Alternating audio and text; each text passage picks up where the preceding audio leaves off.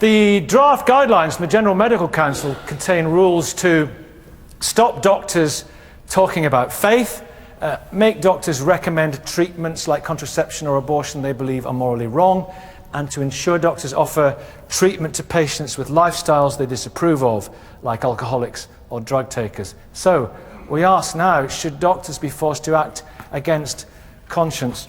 Richard, Dr. Richard Scott, I mean, you're involved in this case at the moment, it's ongoing, but to cut a long story short, there are obviously very details about it we can't divulge for patient confidentiality. There was a patient of a different faith who had various problems which had not, conventional medicine had not solved, and you suggested, what does really work for you in your life, which is Christianity, yes. Might help him. And, well, everything hit the fan, didn't it? It did, yes.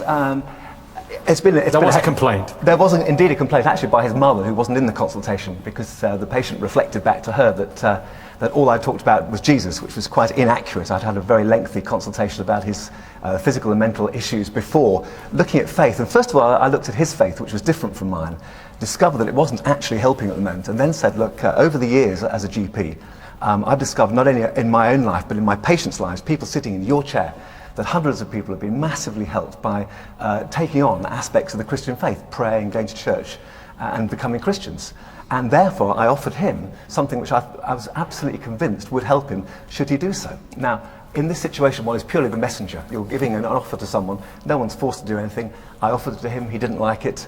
That was absolutely his right. And 6 weeks later, I got a letter from the GMC. If you went to a doctor who was a confirmed atheist, I don't know, if you went to Dr. Evan Harris or something like that, and, sure. And he said, you're deluded and you think you've got an imaginary friend and you don't, would you be offended? I wouldn't be offended, I'd be amused. and I think he'd be utterly wrong. It's very interesting, actually, when you look at... He'd be utterly wrong to say that? No.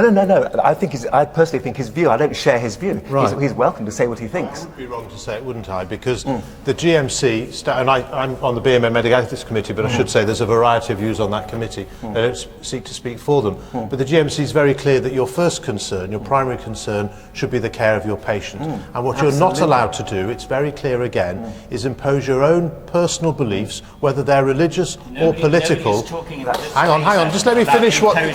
So let him finish. It's very important, because I think raising them... You can impose your point in a minute. is the precursor. You're not supposed to impose your personal beliefs on patients, especially when they're vulnerable. And what you've said in interviews on the radio, including on Nicky Campbell's Radio 5 programme last year, was that you've done this for hundreds, if not thousands of patients, that you said that to this gentleman, you said that you didn't think his faith could help him, and that only Jesus could help people with this stuff. Now, if you want to have that view, and you're entitled to have it, then you should be a preacher and a lay pastor. You shouldn't do it in the NHS GP surgery. It's very clear. Okay, thank you.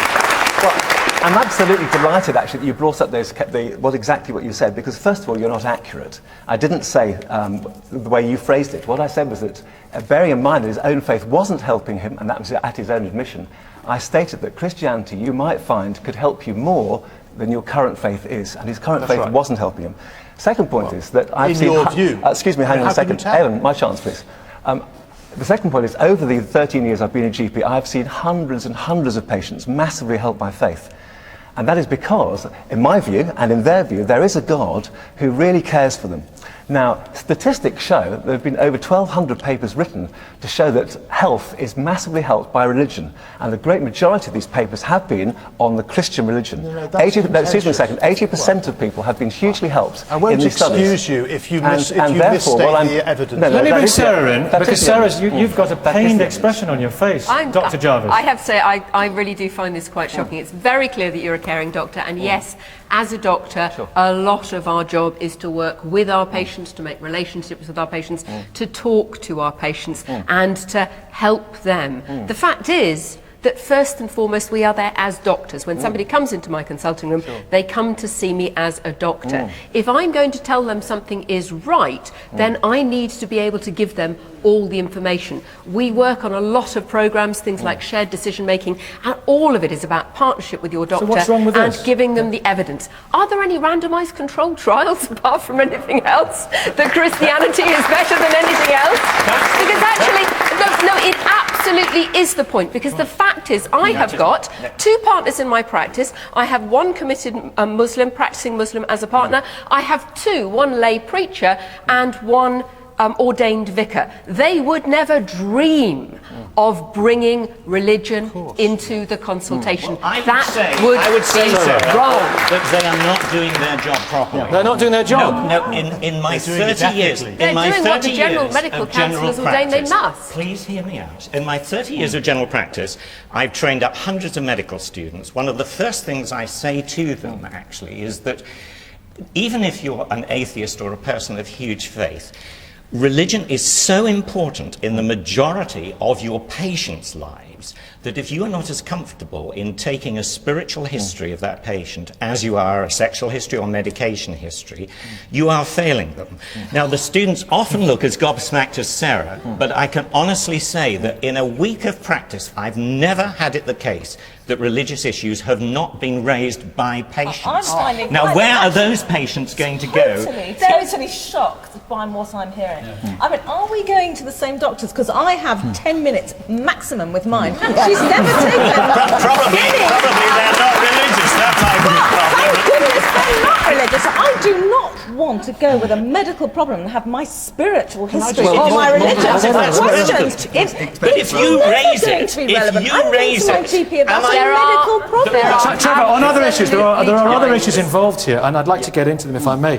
Trevor, for example, I know you're no longer practicing as a GP. Indeed. But supposing a 14 or 15-year-old girl came in, 14, 15-year-old came in, she was in a steady sexual relationship with her boyfriend, and she's already having sex, and she wants contraception, would you give it to her? I think that exactly I would agree with what Sarah says, that, you know, my views don't come first. So would you give her contraception? It is the protection of the patient that's important. So would you give her contraception? So the first thing is to... Would you give her contraception? Look, if she is being abused by I didn't say that. That's not the scenario. But you don't know unless you ask the questions. And my point is that this... Consensual relationship, steady relationship, would you give her contraception? Look, she's going to be unmarried, and if this GMC guidance is passed, I could lose my license to practice as a doctor because I will not give contraception to an underage unmarried girl.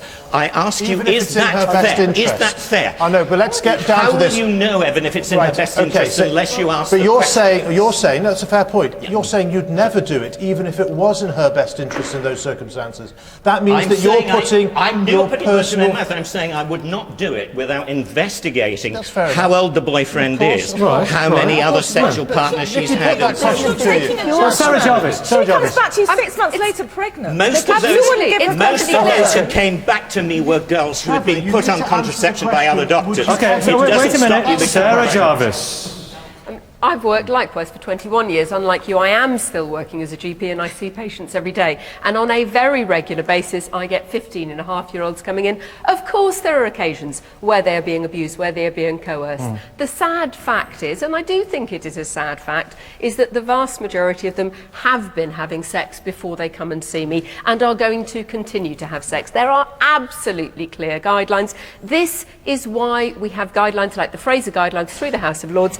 You have to try and ensure, you have to do your best for the patient as a doctor. You have to ensure that they understand what you're saying. You have to ensure that you cannot persuade them to come in with a responsible adult. And very often, actually, I can, after I've discussed it with them, persuade them to come back with their mum or another responsible adult. But what you're saying is that I should lose my licence, or I am under threat of losing my licence, if on consideration of all things, and it's not only religious people who have consciences, thank goodness, atheists do as well. And if I'm an atheist doctor and a patient comes to me and says, I want you to refer me for religious circumcision, if I say no, then I think that equally these regulations should apply. No, because the same rule applies. Trevor, the same rule is that you must be able to defend your actions. That's what you know. Let me finish my point. That's what the GMC says. And if you don't refer for religious circumcision, of course you can defend your actions. There's a body of respected medical opinion that would say that that was not negligent or in any way wrong. The question you were asked is whether you would ever, whether you would ever consider it in the interests of your patient to prescribe an underage girl who's having consensual sex the pill. If the answer to that is never, for sincere, conscientious reasons, which I respect, then you cannot act as a doctor because you're never prepared to put the best interests of your patients first. If the whole of my job revolved around aiding and abetting, as I would see it from my conscience point of view, underage sex. And I think with relation to the previous debate, there was a lot of talk about all girls being pre-groomed. I mean, how can we tut-tut about these Asian men? Would it be better if she got pregnant?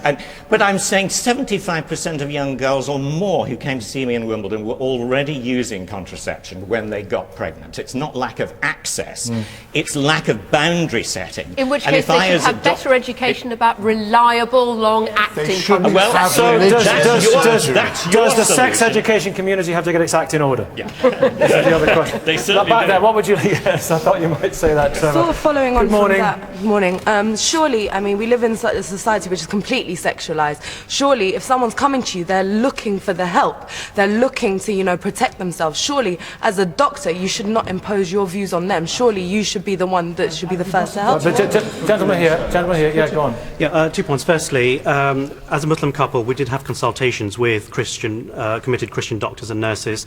We've had conversations about God, and they encourage more faith in God. And as a Muslim couple, we actually appreciated the advice. It's not bad medical practice, because unlike what the GMC or the British Humanist Association say, because they fail to realise that psychology is a part of the healing process. And my second point is that even though I am British and you know, I've been in a Christian boarding school, I can see things as an outsider because I am a Muslim Bangladeshi, and what I see is a slow vaporization of Jewish Christian values from our society, where Christians feel isolated. And even as a Muslim, I feel very, very sad. That's extremely helpful, actually. That's your bigger platform, isn't it? And I've got the Margate Muslims behind me supporting me. I've got a Muslim doctor in my practice absolutely supporting me on this. That's actually good. And this is crucial. At the end of the day, what you're basically saying, you've got a stitch up there between Muslims, Christians and Jews saying, well, let's have more religion. But at the end of the day, can I tell you why I do that? this is great, but at the end of the day, if they want religious advice, if you want some counseling, go to a counselor. If you want to get some spiritual guidance, go to your goddamn church. Sorry, I shouldn't be swearing. Go to your church or your mosque. Inappropriate language. True. Go to your church or your mosque to get that. There is a clear separation of jobs. You know, if I go to a doctor, I'm supposed to get medical advice. If I go to my church, I get the counseling. Can I ask you a question? What if somebody came? Let me ask you another scenario. If somebody came saying, "I feel I'm trapped in the wrong body. I feel like I should be a woman. I feel like I'm a man. I want to fulfil what I really am. Can you put me on a course of hormones to enable me to be a woman?" Would you? And I do that, and it's difficult for me as a Christian to do so. I also prescribe underage contraception, although it's difficult for me to do that because you have to judge to a certain extent which battles you want to fight as a Christian. Those, I think, are my primary concern is the patient. By the way, that's why I bring up spiritual things. You know, we are not just. But hang on a second, Evan. We are not just. Hang on a second. Is it true? You've said that you recommend the Alpha course absolutely to patients, and that a quarter of them go on it, and half of those are helped. Now, is it the job of a doctor ever to recommend an evangelical, shall we say, quite hardcore from a Christian point of view? This is judgmental language, Evan. You are describing it in a totally I think it is evangelical. I think the Alpha course. Look it up. Pretty evangelical as well. Google it. You know, as a Christian organisation, for example, one of the questions we get asked very often by potential clients is, oh, well, because we came from within the Catholic community originally, and in that sense that's where we broke out from, will religion be in the counting room? And we say no. The people who are in our organisation are driven by personal faith. They want to reach out and help the community. But what we are very clear about is that you do not put your personal baggage in front of clients who've already got enough problems. How would vulnerable people feel? Baggage. Sorry, you don't like the word baggage, do you? Absolutely not. When I take my car to the menders, I don't know what's wrong with it. Patients often don't realise, but as the WHO the guy in the garage doesn't pray, does he? No, he might do, who knows? But no, in all seriousness, no, I mean, the patients don't always realise, as the WHO have stated, that health is a mixture of physical, mental and spiritual. Mohammed Shafiq. We have a spiritual aspect to all of us. It's not up to you to tell a patient what religion they should follow. Yeah. And that's the problem. I'm a man of faith, and I think faith has been marginalised by secularists and humanists and atheists, and you know, I'm on the opposite side to everyone on this. But you've got to behave a bit more responsibly, because if I went to my GP surgery and she started giving me lectures about religion, I think I'll be walking straight out. Well, if you went to your GP surgery and your GP was a Muslim and started talking about Islam, but you'd still feel uncomfortable. I would feel uncomfortable. Can I defend myself here? It's not marginalisation or victimisation to say that that religion should generally be kept out of the consulting room of the GP. That isn't intolerant. It's just saying, and in fact, I would just let me defend myself against your allegation. What the secular argument is that when you're delivering a public service, you need to do that without discrimination based on religion. You must have employers not discriminating, as I think your surgery does. As I understand it, you won't employ, you advertise for people who work in your surgery to be Christians. Is that right? Is that right? Wrong. I thought on your website it says that you only have we have 6 Christian partners. We have 4 non-Christian employed doctors. The great majority of our staff are not Christians. We have a very wide range of people. If the GMC says in these draft guidelines... You're really worried about these draft guidelines? I am worried because they do discriminate against the religious. They say that if you come to, it specifically says that your patients may not trust you if you are religious. Now that to me is a discriminatory insult. My patients may not trust me if I am an atheist. It's not just religious people who have consciences. Thank you all very much indeed. Thank you for taking part. Next week, special debate. Is there a difference between a cult and a religion? Don't